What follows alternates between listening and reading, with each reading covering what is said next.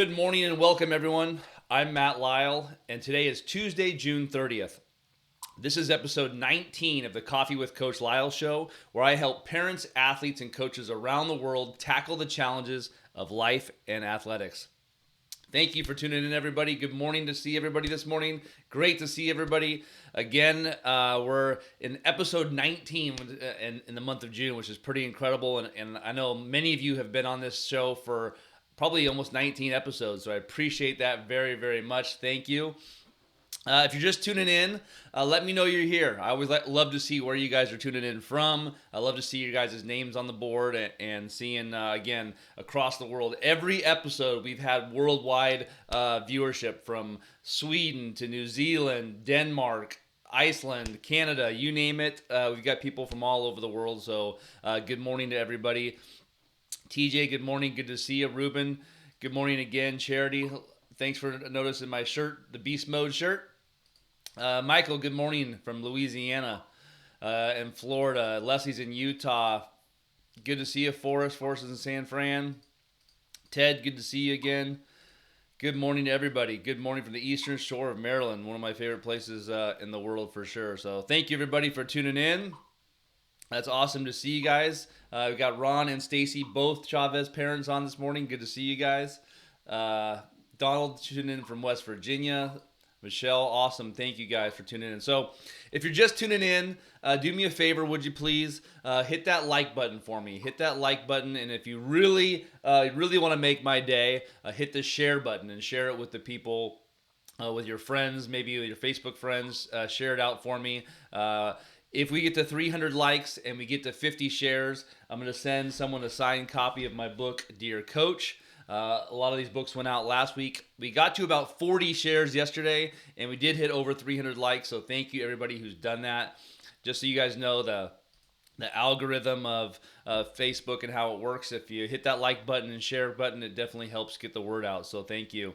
Good morning, Jim from Lake Tahoe. Was just there last week. A big fan of Lake Tahoe. My parents moved there a few years ago. Spent a lot of my childhood in Lake Tahoe. Again, we were just there last weekend at Camp Richardson in South Lake. So great place.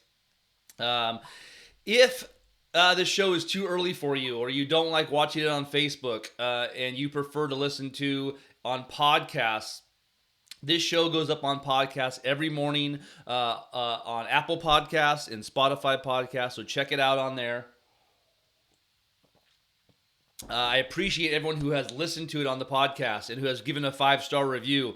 It's gotten a lot of good reviews. It keeps moving up the charts, thousands of downloads, and I really appreciate that very much. So thank you to everyone who has listened to it on the podcast, who has left a 5-star review. I really appreciate you guys doing that, so thank you. And if you ever want to watch these segments, or you missed a day and you would like to go back and watch them, they're always on YouTube. So youtube.com/Coach Lisle. You can subscribe there, and you can see all the videos that we've had every morning gets put up there later in the day. So that's one of the ways you can always see the show.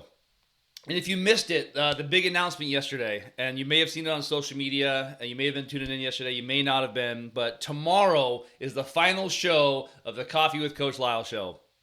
And maybe some of you might be bummed on that, but for me, I wanted to do it for the month of June. That was my goal. But the goal for this show was to do it for the month of June.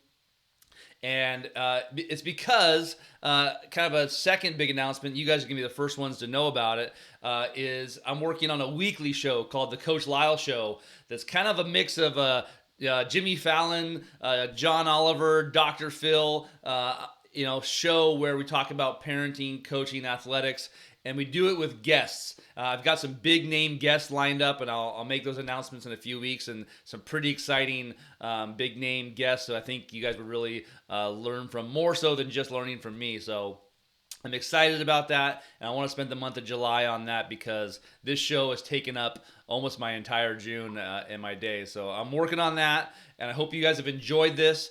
If you have enjoyed this show, shoot me a DM or shoot me a comment. Let me know what you think of the show, what you liked about it, and what segments I should bring onto the next show. So again, we're testing all these different things, the Dear Coach segments and the different things. So if there's a segment that you really like, let me know what we should bring over into the Coach Lisle show. So, and I've learned a lot from doing the show, a lot of things about production, how to do it, and so I appreciate everybody who's tuning in. It's great to see Craig might win our award for furthest away this morning in Dundee, Scotland. I can't wait to visit there one day. My wife's maiden name is MacDonald, and their family is from Scotland, so I'm looking forward to going there someday. Jose says San Antonio in the house. Big fan of San Antonio, the Riverwalk. Beautiful, beautiful place. Jeremiah's in Missouri.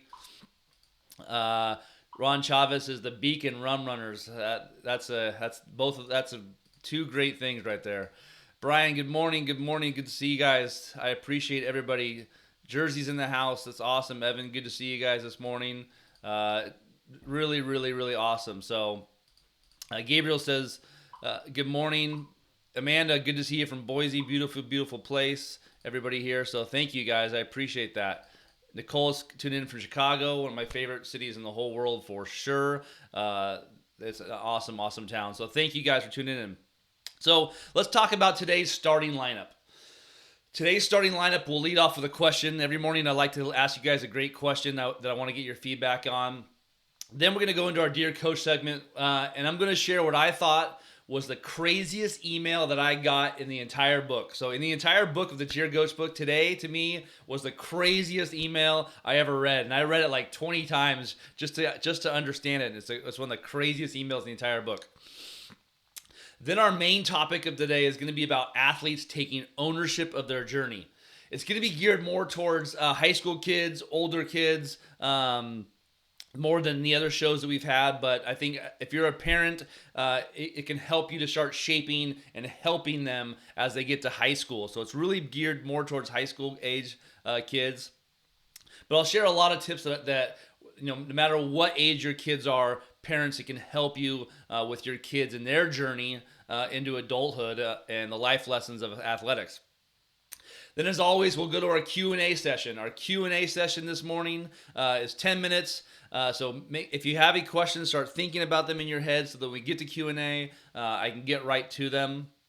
And then our final segment of the show is always a coaching tip from my 22 years of being a coach, my 23 years of being a parent, and sharing some advice there. So this morning, the question of the morning for you guys, the question of the day is, what is the one bucket list sporting event that you have not checked off your list?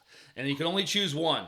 So what is your one bucket list sporting event that you have not checked off your list?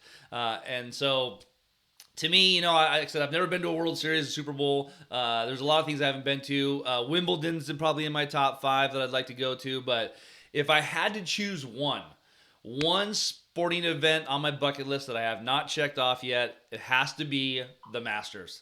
The Masters in Augusta in April. It's just like the event itself just seems incredible to me. I watched it on TV and I think it'd be awesome. Like I said, the Super Bowl seems awesome. College football championship. I've been to the Women's College World Series, and Omaha, different places. But to me, the one sporting event that I've never been to that if it is number one on my bucket list, it has to be the Masters. So I'm curious for you guys, what is your one sporting event that you have not checked off your bucket list this morning? It's good morning to see everybody this morning. I appreciate everybody tuning in. Yesterday, I think we had over 13,000 people tune in over the course of the show. So I appreciate you guys so much for that. It really means a lot to me. Good morning, everybody. I appreciate, Amanda, I appreciate the shirt shout out.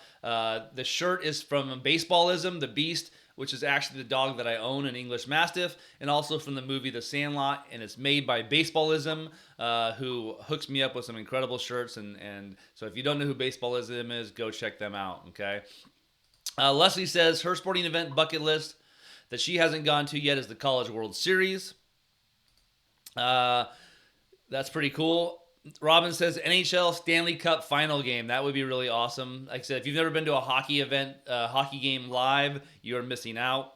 I'll tell you guys, the one event besides the Masters for me might be number 2, right around there, would either be the Olympics or the World Cup. To me, the Olympics would be as a kind of its own category. To go to that would be probably my number one of all time, any event. But Brianna says World Series for sure. Jerry says the Women's College World Series. Brad says the World Series. Angie, Super Bowl. Nathan says Super Bowl is his bucket list thing. Jennifer said an Olympic event. I agree. That would be really, really, really fun to do. Jeff says Super Bowl. Aaron says taking my son to a Red Sox game. Yes, that would be pretty awesome. I went to Wrigley for the first time a couple years ago, and I've been to Fenway, both incredible places. Gabriel says the College World Series. John says the 24 Hours of Le Mans. That would be really, really cool. That would be definitely cool. I don't know how the best way to view that event. It just sounds like it would be a fun event. Cheryl says the World Series. No, Cole says Super Bowl, but with the Packers.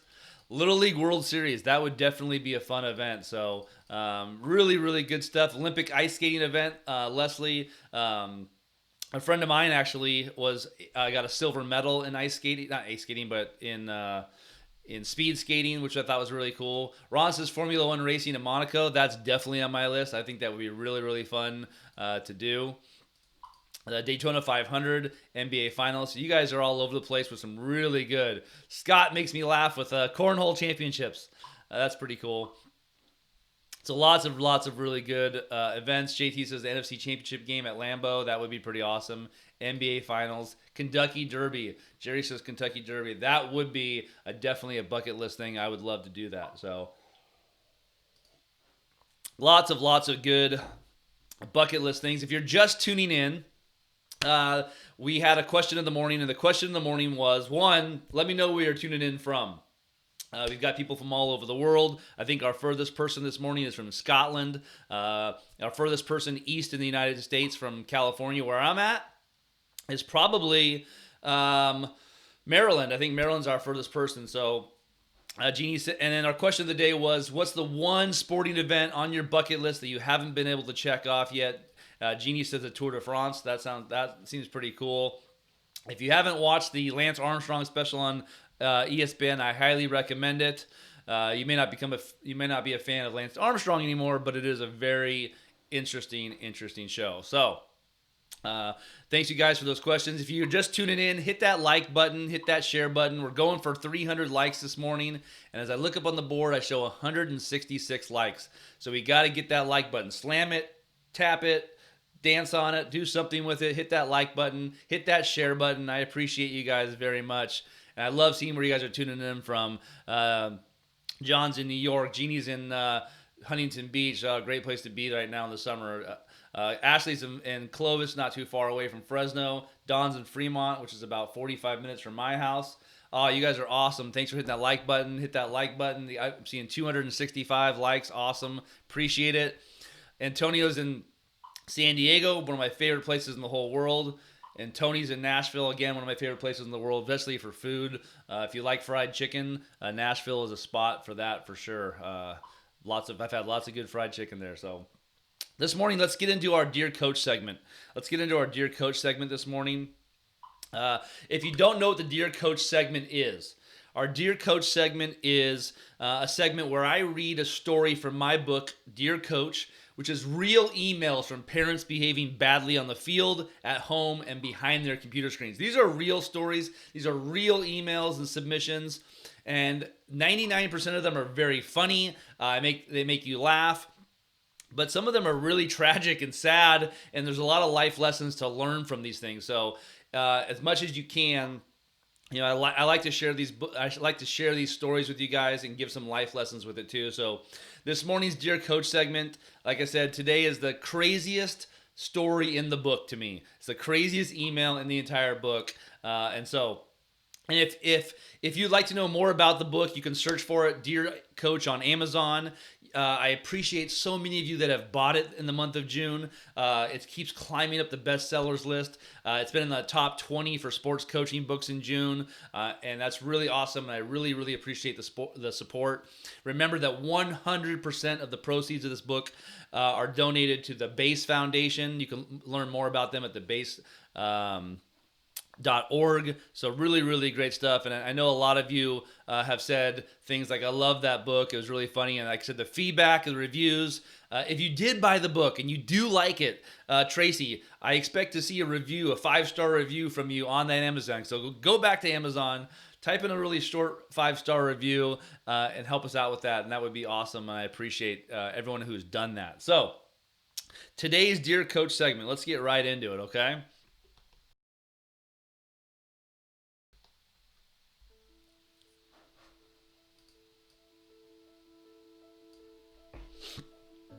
This was an email I've got from a dad. It says, Dear Coach Lisle, the email below is from a 10U softball parent who did not take it well when I suggested to the team that in lieu of tie-dyeing our uniforms at an upcoming Saturday pool party, we instead try to make them look like Hawaiian shirts by painting palm trees on them. Remember, these are 10-year-old girls. I also promised the coaches would wear matching Hawaiian shirts at our next tournament. And it was just kind of a really fun idea of doing this. I thought it was really fun for 10-year-olds. And here's the email. It says, Dear Coach, on the way home from practice, Tina repeated to me what you said about the fact that you and the other coaches were going to wear Hawaiian shirts at the next tournament. I actually waited 24 hours, cool down time, to address your vile comments made in front of my daughter. I love this league and all the relationships our family has built in the name of good sportsmanship. And I'm questioning how your comment, again, in front of my daughter, aligns with the league's ideals of fostering good moral fibers in sports. As for the shirts, I'm the top realtor in North Florida, and the Hawaiian shirts that I wear are my trademark look. My wife heard from Tina what you said, not from me. I downplayed it. And she wanted Tina off your team. It's good that you take time to coach, but if I hear any crap come from your mouth in the presence of these girls again, I'm going to be all over it. I will be speaking to the league about this incident. Loose lips sink ships. You may be too young to have heard that. It means to be careful what comes out of your mouth. It might hurt someone. A lot. Sincerely, trademark dad. And Wes Molbash did a really great illustration for the book right here that shows the Hawaiian shirt guy, North Florida's top realtor, and the little asterisk says, among realtors who wear Hawaiian shirts. I mean, I had to read that email literally 3 times to me. It was totally incredible story about a coach who's coaching 10-year-old girls, thought it would be fun in the summer.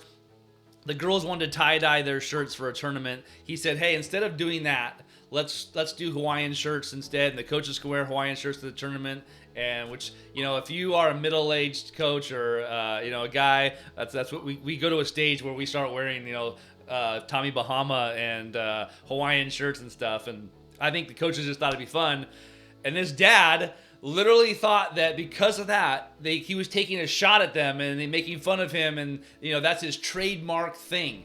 And I'm just like, it blew my mind that was a thing, and that he would take it like personally and seriously. So, for me, I just thought that was really, really funny. To me, Robin says right here, people need to stop taking life so seriously. 2 of the coaches on my daughter's hockey team agreed to dye their hair if the team won a game after a tough season, and that was the inspiration they needed. And I'll tell you what, I coached a team in 2006-ish, a high school baseball team I coached for a spring tournament. Some of the players dyed their hair, bleached their hair. So I have a picture of it on my Facebook. I'll have to find it. But all the coaches, and I had an older assistant who was in his 60s, who we all bleached our hair blonde, the entire team, for this tournament. We looked stupid and crazy. We ended up winning the tournament. It was a lot of fun, but those are things that coaches do to be fun. You gotta have some fun. So, to me, that would be really hard. And John makes a good point. He said, I would be so tempted to reply to that one. I agree, and it's like I don't even know how I would respond to that. Like, maybe a phone call and just say, "Hey, man, we're just trying to have fun. It wasn't something personal about you." So, hey, like I said, many of you have dealt with that before, and so there's some crazy parents out there, and that's what the whole point of that book is, to share some funny stories, some crazy emails, and I appreciate so many of you that have sent me crazy emails and stories. It always makes my day when they're really funny. So thank you guys for sharing that. So for today's main topic, I want to talk about athletes taking ownership of their athletic journey. Like I said, it's going to be geared more towards high school kids or older kids. But I want to share, and I think it'll be helpful for a lot of parents out there. So let's talk about ownership. Ownership for athletes and how to take ownership of their journey. And I'll tell you, as a coach, we're expected to do a lot of things for our athletes. We need to help them be the best they can be. We want to help them perform the best they can be. But really, this is only possible if the athletes take ownership of their own journey. If they take ownership of their own role, ownership of their season. So, coaches and parents, are you working harder than your athlete to have success? That to me, that is a big issue. If the coaches and the parents are taking more ownership of the athlete's journey than they are themselves. If that's the case, that means your athlete's not taking ownership. And that's kind of the point of this talk this morning, is I want to share some tips for you to figure out how to take the journey away from the parents and coaches and give ownership to the athletes. And I'll tell you what, when the athlete takes ownership of the journey versus the parents and the coach, that athlete's journey is much, much better. It's more successful. And we don't want the athlete to rely on everything for the coach or everything for their parents. They're not really investing in their future if the parent or the coach is doing all the things. Obviously, if you're investing time and effort into your athlete, so if you're a coach or a parent, you're putting a lot of time in, you want to see the athlete match that effort. We want them to match that investment that you're putting in. And so if it's all parent driven and it's not athlete driven, we got to do something about it. So I want to talk about the steps for the steps of the athlete to take ownership. So the first thing that needs to happen is athletes need to figure out their blaming tendencies. For me, a big part of, I've been a parent for 23 years. I've been a coach for 22 years. To me, the biggest shift that I have noticed in the last 10 years of coaching, and maybe it's just something I didn't notice before, but I'm noticing the blame game a lot more and less taking ownership by athletes, high school and college athletes I'm talking about. It was somebody else's fault. This happened to me, this circumstance. Ownership is not taken. It's more about somebody else's fault. My coach didn't like me. The teacher doesn't like me. This person did this to me. The tendency for a lot of youth athletes that I've coached is to blame other for their circumstances. And it's often like this knee-jerk reaction, like automatic blame. They go right to it. And so, parents, and athletes that are listening, I want you guys to start noticing, and parents do it too. Trust me, parents, adults, we do it a lot too. Throughout your day, count the number of times you put blame on somebody else or an external circumstance, and see, do you have a posture of blame and fault and blaming somebody else or blaming different situations? So take some inventory of that. To me, that's a big thing. The blame game, automatically going to complaining or blaming someone else, versus taking ownership of it and looking how to solve the problem. I think for me right now, a conversation that I'm having with my older kids is, instead of complaining about the situation, complaining is easy. We all complain. Oh, I don't like this. I think today in the world of social media and society and the changes we want to see with race and politics and things like this, it's easy to sit behind your keyboard and complain. But to look for ways how to solve the problem, that's where we really want to get to. So therefore, the first step to ownership is to notice these things. Take inventory of when you do this. Do you blame that? Do you realize that? Kind of like the first step is acknowledging it. Acknowledge that the part that we play in that, and see. So my encouragement and my challenge to you when it comes to the blame game today, this week, this season, athletes, the next time things don't go your way, or an unfortunate situation happens, take a moment to assess your own contribution by asking, what is my role in this? I'll tell you guys a story. This is probably 4 or 5 years ago. We had our end of fall meetings with our player athletes, and every fall we do this as a college coach. We sit down, we talk to them, and I had an athlete who got in trouble at a party, and let's just say the police were involved. They were partying too much. They got in big trouble, and sitting down with her. For 15 minutes, she kept just blaming everyone else. Oh, well, this has happened to me. This has happened to me. My teacher, this. And I kept trying to tell her, okay, what was your role in it? What could have you done differently? And she would not take ownership. She literally could not get to a place where she was like, well, maybe if I had done this, this would have turned out better. It was everybody else's fault. And I mean, tears are streaming down her face as I continue to try to figure out how to navigate for her. What could have you done differently? What was your role in this? And she would not own it. And I'm just like, me and the other coaches looking at each other like, this is a huge issue for you. This is a big, big problem when you notice that your grades aren't doing well. You're at these parties. You get into a fight at this party is what happened.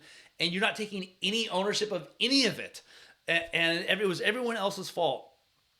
All that to say, 5 years down the road, I've got a good relationship with this player still. It wasn't a bad thing. I think she's really grown up. But in that moment, I was just really, really sad for her because she could not figure out how to take ownership of that. So, our tendency as people, in my experience, and I'm the same way, I think our athletes and parents were this way, our tendency automatically when things happen is to complain and blame other people.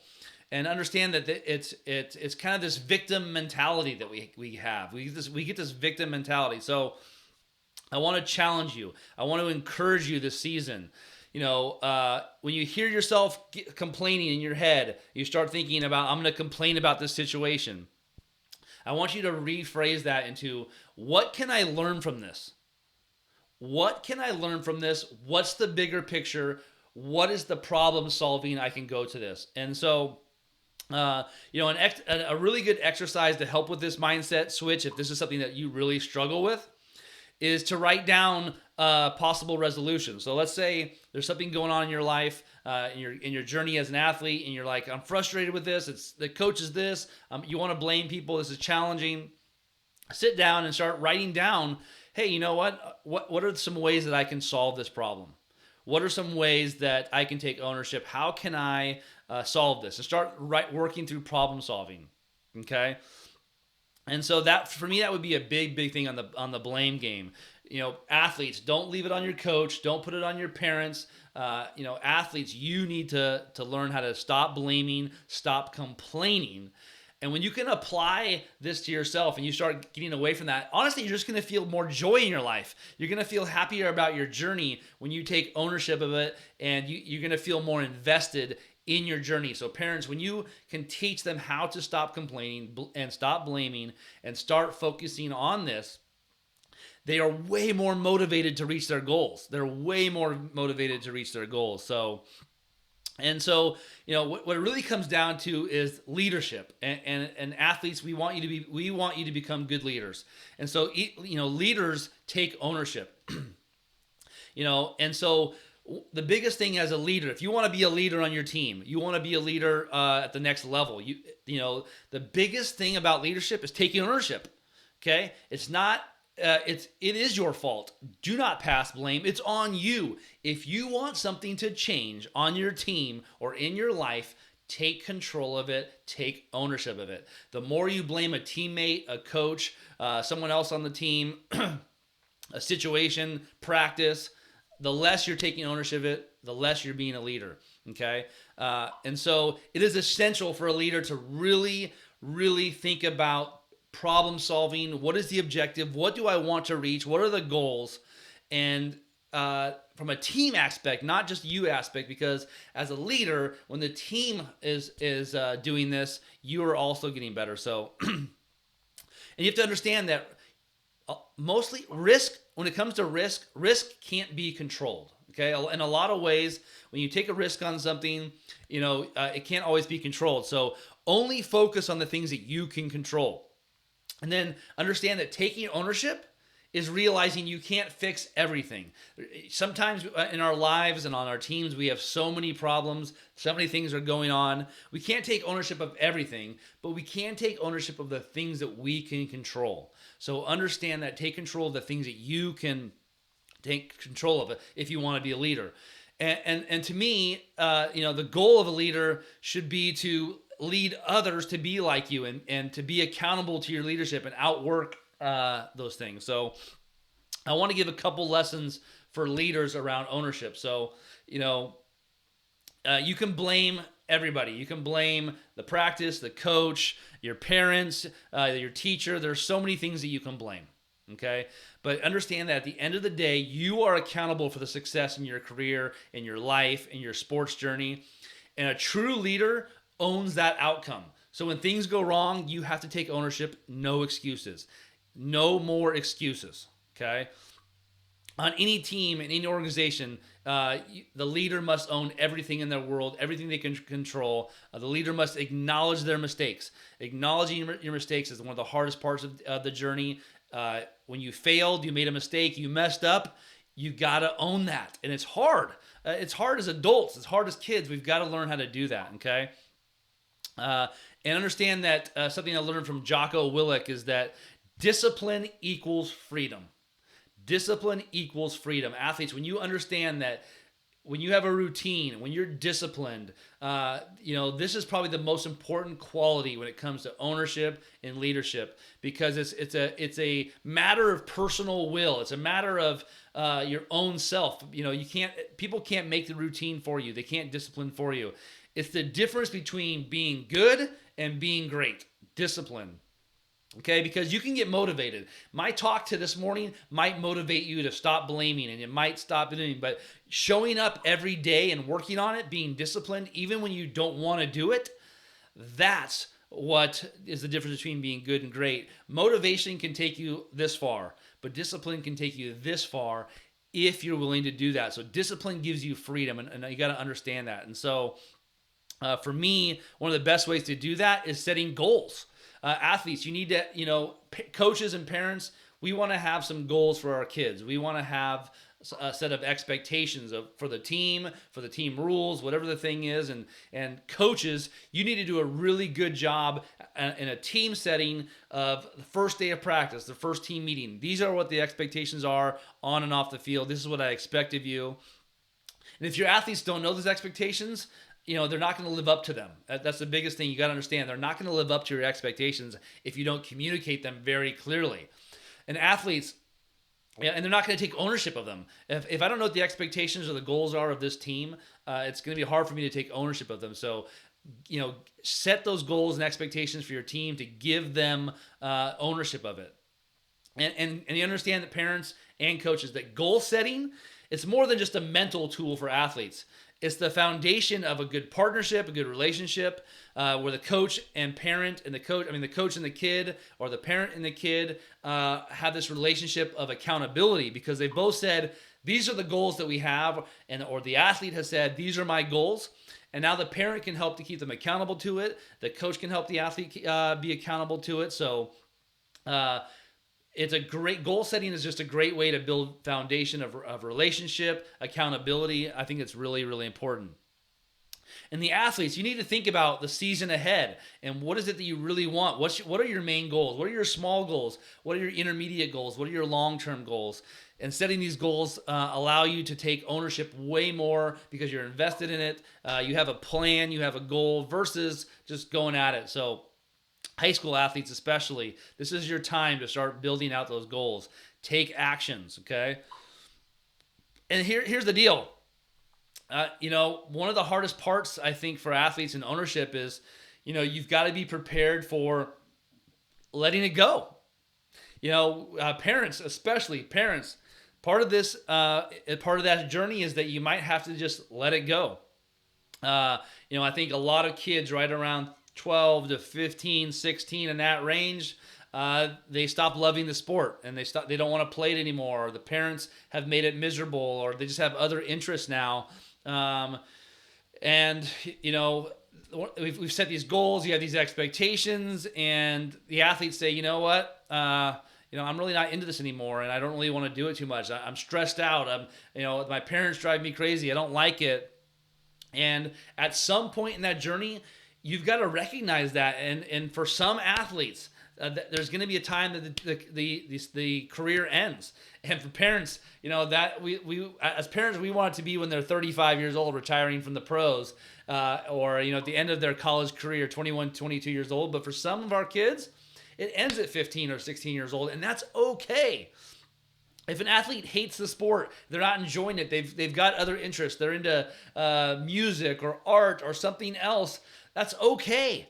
And if we can agree, if you can agree that what's best for your kid is the most important thing, letting go of it can be okay. So athletes, it is okay at some point in your journey to let it go and say, you know what? Those were my goals. Those were my dreams. I've worked at it for this really long, but now you know what? I really love singing, or I love art, and I really want to invest in that now. And parents, we just have to be honest. We got to face it. Not everyone holds a lifetime interest in a sport or subject. For me, in my career, things have changed a lot, and I have jumped around to different things and different interests. And I think back to my kids, my older kids.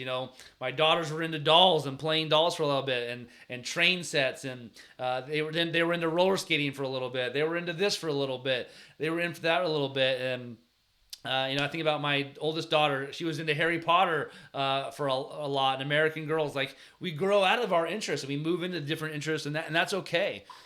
So it's not always just burnout. Sometimes they just love something else, and I think that the loss of interest is a natural thing. Like, not every parent that's going to happen. So it's okay to let that go a little bit and try to tune in for that and pay attention to that. So, and parents and athletes, like, you've got to understand, parents especially, I'm talking to you, you've got to support your athletes when it comes to that. Some of our athletes, they've done it. And you know what? Sometimes they take a break, and after a year, they come back and say, you know what? I really missed that sport, and I loved it, and I want to come back to it. So it's okay, parents, to let go of the sport and their journey. You're going to survive. Your kids are going to move on to other things and great things. Their identity is not wrapped up in that sport. I promise you, their identity should be wrapped up in who they are as your son or daughter, and that's where their identity is, and not their identity as an athlete. And so sometimes we just got to let them go, move on to the next thing, and support them in that next thing. And to me, letting go is a huge part of the ownership piece. And athletes, I think, sometimes athletes hold on for another year or two beyond because they don't want to let their parents down. Again, you're not taking ownership. It's on your parents. You know what? My mom will be so devastated if I quit, so I can't do it. That's not good. Athletes, if you're in a situation where it's time to let it go, you're going to have to sit down and talk to your parents about it, talk to your coach about it. I had to do that my senior year of high school with basketball. I was the sixth man off the bench. My body was tired from year-round sports and playing 4 sports in high school, and I wanted to focus on football and baseball. And I sat down with my coach, and I said, hey, I got to let basketball go. I love it, and I love being on this team, but I got to let it go. So for me, that's a big thing. So let's finish up this morning with this. Taking ownership means standing up and announcing that you're responsible for executing a particular thing, okay? Like your journey. You're saying, Mom, Dad, Coach, I'm taking ownership of this. It's my turn to take ownership of it. And I'm going to be accountable for this. And these are my goals.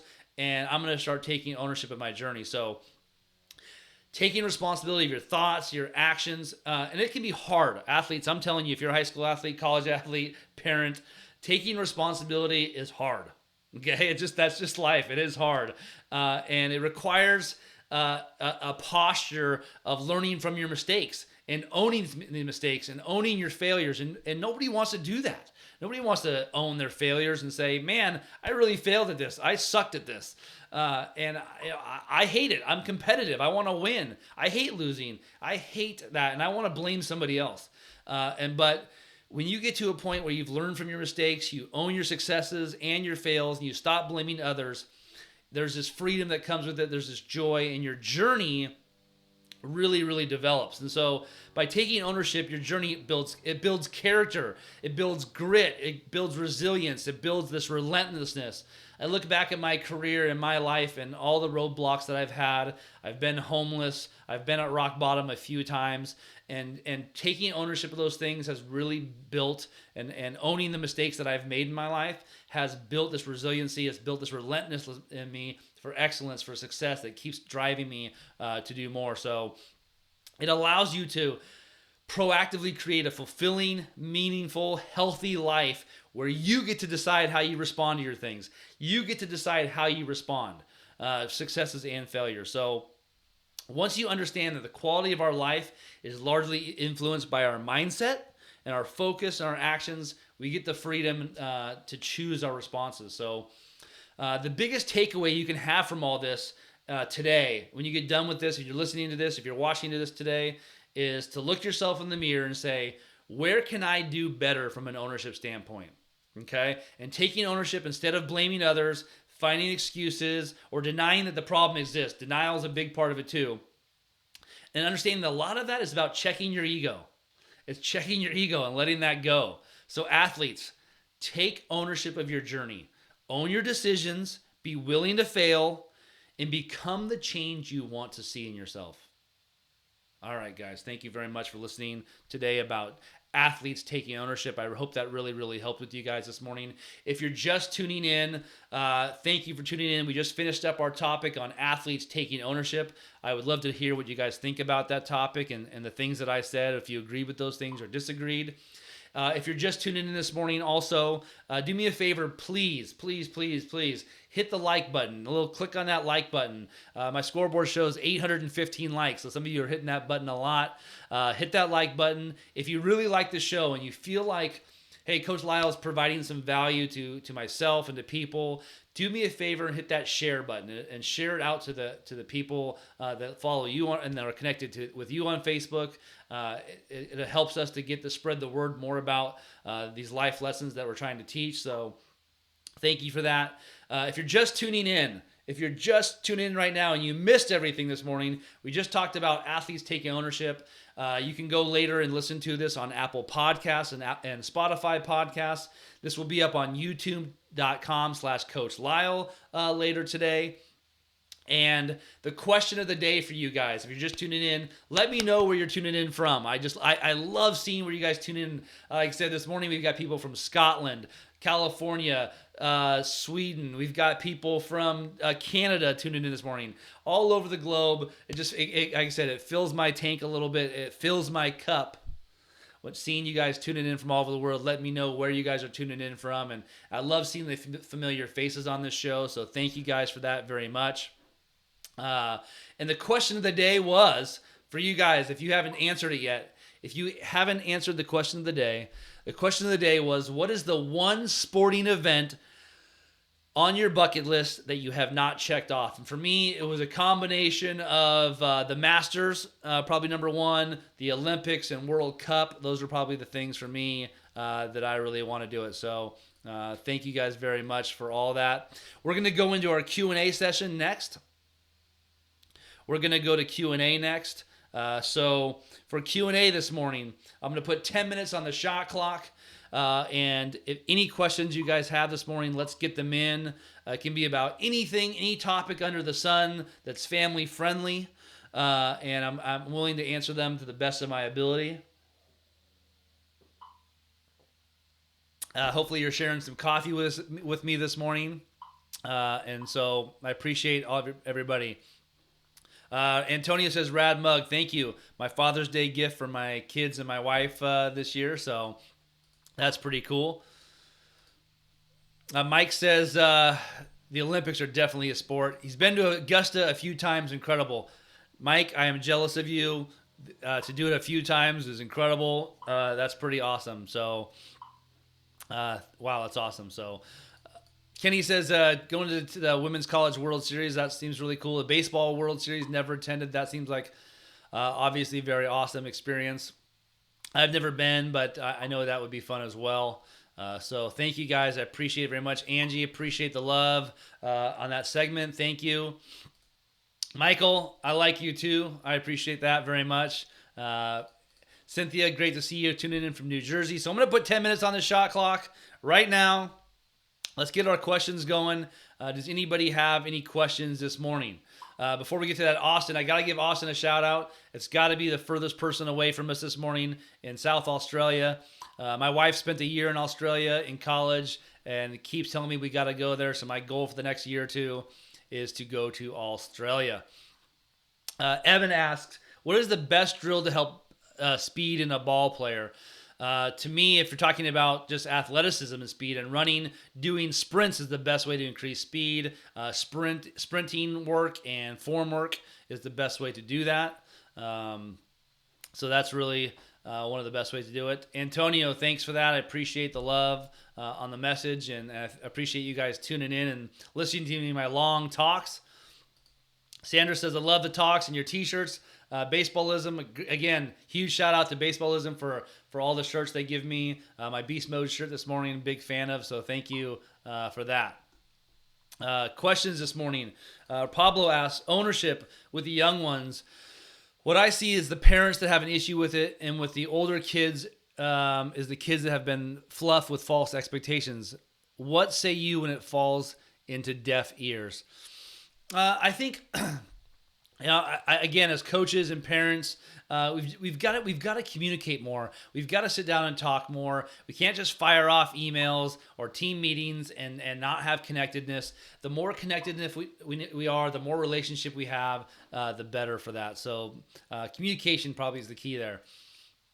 Dave asks, how do you deal with the league board of directors who stand by toxic parents? In fact, they are among them, and they do not support coaches even when the coaches are clearly right.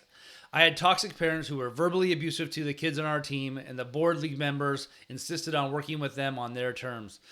Man, that is really tough. So if you're in a local league and like you're stuck in that league, you can't move to another league, and you're stuck in that situation, it's really difficult. To me, Dave, the best thing that I would advise you to do if I'm in those shoes is the word that I always use is if you're in a situation you can't get out of, like I said, your local league, and be the light in the darkness. And to me, what that means is just do everything you can to be the light and shine things on the things that are right and do the next right thing. And so, to me, the biggest way to do that is to step up and speak up for the right things to do with something, and stand up for what is right at all times. And at the end of the day, they might push back on you, they might not like it, but speaking the truth, standing up for what is right is always the right thing to do. And sometimes it's exhausting, it's terrible. But Dave, if you stand up for what's right, with all these toxic parents and the board of directors, and you keep standing up for what's right, eventually someone's going to see that and they're going to pick up on that, and you're going to get one more person to believe in that, and it's going to spread, and it can be contagious. So my best advice is, in a terrible situation like that, always stand up for what's right, do what's right, and I promise you, at the end of the day, at least you will know that you did everything you could for that. Antonio asks, how do you feel about games, showcase, and tournaments being played now, given the current world events? Man, it's really tough. COVID this year, I think we're getting the second spike right now. To me, it's about mitigating risk, and I'm not talking about risk for your kids. That is a huge part. I think that, for everybody out there, you've got to do what's comfortable for you. I'm not a huge fan of the tournaments and showcases and games right now. I understand why parents are doing it. I understand why kids are doing it, and I battle that tension. My wife and I talk about this all the time. We're not ready for that. Our kids aren't. We're not super comfortable with our kids out playing there.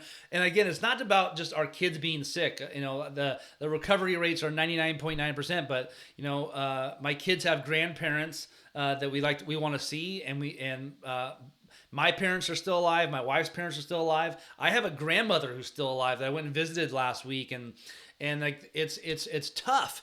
And so I would just say it's a difficult time. I think parents just have to be really comfortable with what they're doing. And parents, if you're not comfortable with doing games and showcases and tournaments right now in the midst of what's going on in the world, that's okay. You're gonna survive. You can play in the backyard. You can work on your game in the garage. You can still get better. You can still enjoy the sport in different ways. And the world is going to get back to normal. We're going to get there fast. Hopefully faster than thinks. In a year from now, hopefully we're like, wow, man, we're in a better place now. But for me, you got to be comfortable with what you're doing. So we've got 5 minutes on the shot clock. Get your questions in this morning. Mike asks a question. Runners on the corners, one out. Up by one, bottom of the ninth. Kidding. That's a good. You had me going. I was really concentrating on what the scenario was there. Mike asks, "How do you help a kid that may not see the bigger picture in terms of being a leader, but has leadership qualities?" To me, I would sit them down and talk to them about that. I would really praise those qualities. If it was my daughter, I'd say, "Man, you do this really, really well. This is great leadership qualities." And I know maybe you don't feel like you want to be a leader, but it would be a baby steps leadership and figure out here's one way that you can be a leader this week at practice or this season and build into it. For a lot of kids, especially if they're introverts or they're not wired that way, but leadership and from an upward standpoint, it can be difficult. But if you can just find little things for them, I think that would be really great. So. For me, that would be one thing. Ted says, "Thanks, Coach, for the wisdom on dealing with failure. The team lost badly on Sunday, and I had to catch myself and stay positive." Good. And you got to understand, Ted, I've lost hundreds of games in my career. It's terrible. But guess what? You'll move on. You'll forget about it. Angie says, "I attended the Special Olympics in Los Angeles. Life-changing." That's awesome. I have a 30-year-old brother who has Down syndrome, who is actually a really, really good athlete, incredibly strong. If you know a Down syndrome person, you know that they're very strong. So that's awesome. Special Olympics is really, really awesome. Michael says, "Are you a fan of small ball and little league?" No, I'm not. I'm not a fan of small ball. I don't like bunting. I think athletes need to learn how to do it. I think in high school and college, I love bunting for base hits, and I think it can be done. The definition of small ball, I think, is weird, but so bunting for a base hit, I'm all for it. Sacrifice bunting at the lower levels is ludicrous. I want the kids to have fun, and I'm not. I just don't think that's a good idea. Manny asks, "Coach, tips on dealing with failure and taking responsibility with young kids, 8 to 12-year-olds. I like their passion, but their emotions seem to overwhelm them when they strike out or make an error." I did a whole segment last week on failure. If you go to youtube.com/Coach Lisle, you can see that there. I talk about that in great deal. To me, it's really about giving them permission to fail. A lot of times kids, they get overwhelmed with emotion from failure because they think that their parents are going to be mad at them. The coach is going to be mad at them. They don't have permission to fail, and they don't want to get in trouble. They don't want to disappoint people. And so if you can give them permission to fail, that's one of the things that I think is really important. Robert says, "My son is loving the Hitting Vault. If you haven't checked it out before, my website, thehittingvault.com, teaches everything for coaches, athletes, and parents about hitting. It's an incredible process that I've built over the last 5 years, and so hopefully that's giving you some value. So check out thehittingvault.com. He says, "Great message of all things can be fixed with work and only work." He is reading your book on game day right now. Thank you very much. How should he engage his coach about the process and why he is doing things a little different than normal in the cage? Again, communication is key. It'll take your son 5 minutes before practice or after practice. Say, "Hey, coach, I want to tell you about the stuff that I'm doing. Here's the things that I'm working on."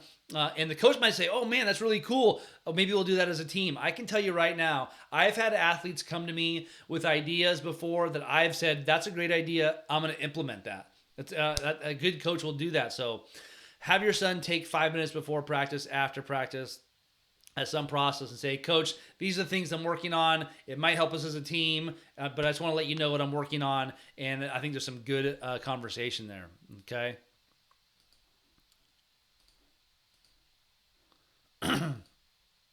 John asks, why are you changing the format with Coffee with Coach Lisle? So just so you guys know, this Coffee with Coach Lisle show, it takes me like 3, 4, sometimes 5 hours a day to do. And if you didn't know by now, it literally brings me $0. I don't make a single penny from this. And living in California and being single income with 5 kids and a stay-at-home wife, just so you guys know, I can't give 4 to 5 hours of my day every day to this show. So that is the biggest thing, and I want it to evolve into something even better. So I want to evolve it into a really good show, something that with higher production value, and so for me, that is the biggest reason why tomorrow is the last show of the Coffee with Coach Lisle show. And I'll still do some of these live things. I just can't do it 5 days a week. Angie, awesome. Son with Down syndrome. I can tell you, in our family, I'm the oldest of 7 kids, and my brother Daniel has been the biggest blessing in our family. If you have someone that has Down syndrome in your family, you know how much of a blessing they are. All right, last question of the morning comes from Celeste. Celeste asks, what would you say to an athlete who has never practiced in a position they want to play at practice, then placed in that position in a game and underperforms in her eyes because of pressure they feel due to the lack of confidence?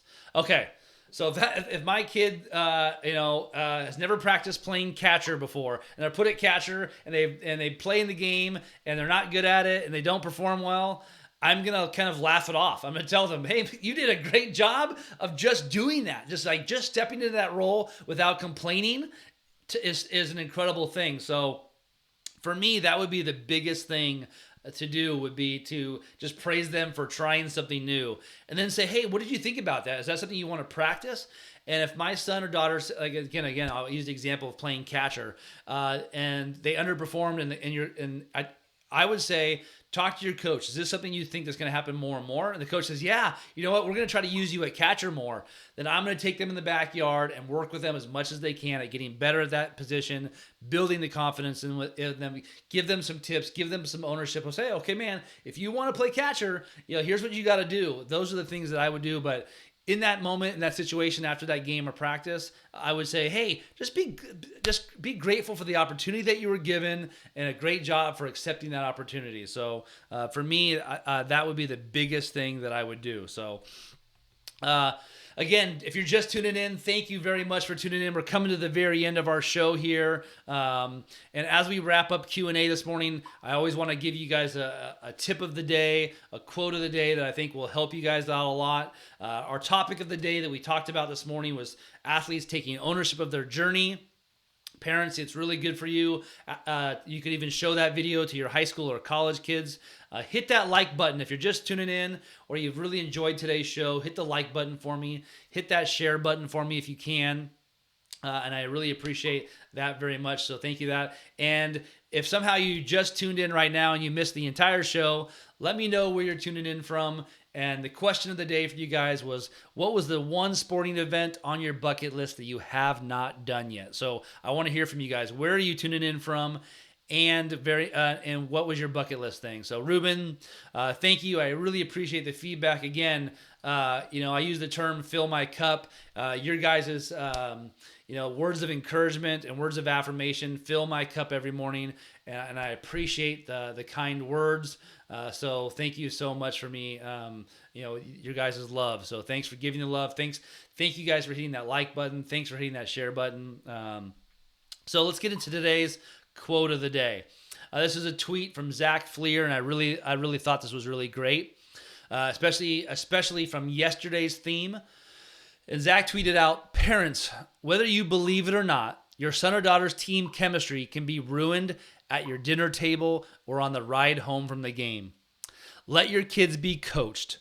Don't turn them into individuals in a sport that requires total team effort to be successful." And we talked about this yesterday.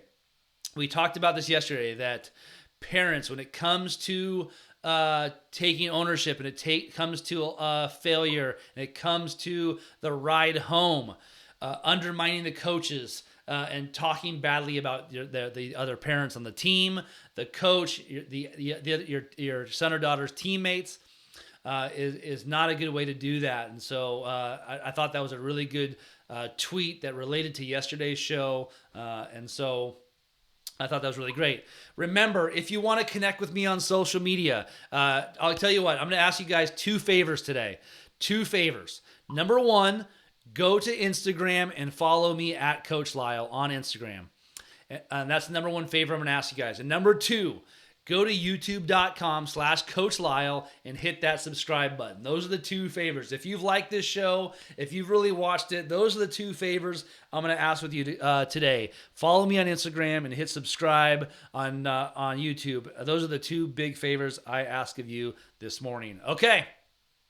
So, I had a lot of fun this morning. Hopefully I brought you guys some value. Hopefully I taught you guys some lessons that I think will really help you guys in your day with your kids as a parent and athletes. Hopefully I could taught you something about taking ownership and taking control of your life and your journey and to stop blaming others for the things that happen in your life. Thank you to everyone who tuned in this morning, shared this hour with me, who shared a cup of coffee with me. Thank you guys so much for taking the time and sharing that with me this morning. Tomorrow is the final show of the Coffee with Coach Lisle show. So I hope you tune in tomorrow. Tomorrow's will be a really good episode. It'll be our final episode of Coffee with Coach Lisle show. So now it's time to say goodbye. But I'll see you again tomorrow. Same time, same place. Now go out and win the day.